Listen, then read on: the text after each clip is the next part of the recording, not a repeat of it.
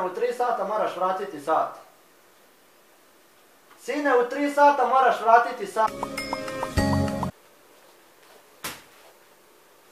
Šta je? Ti čuješ šta ti ja pričam? Ne čujete šta pričam. U 3 sata moraš vratiti sat.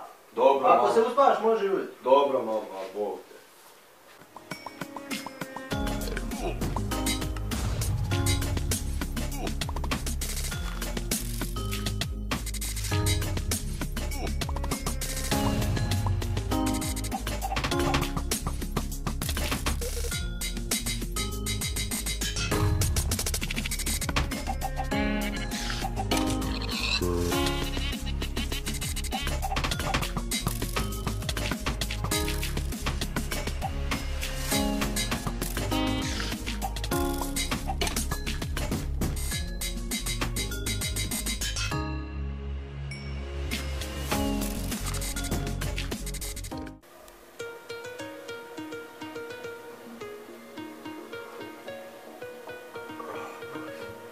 A ja sam spao.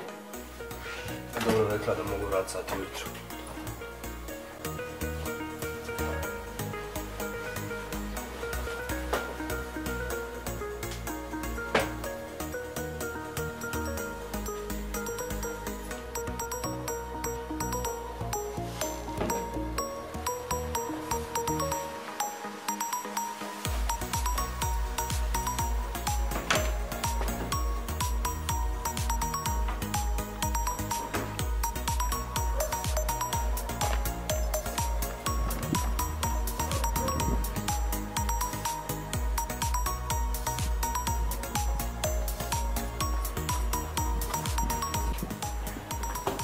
Ao, kurac, prodavnica ne radi, kako će sad radit sad? Ništa, ostaješ gdje? Odo ja na svoj put.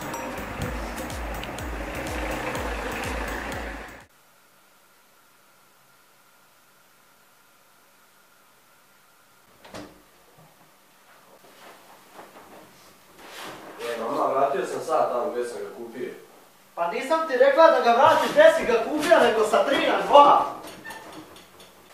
Rekla sam ti ujutru u 3 sata da vratiš na 2 sata, a ne tamo gdje si kupio.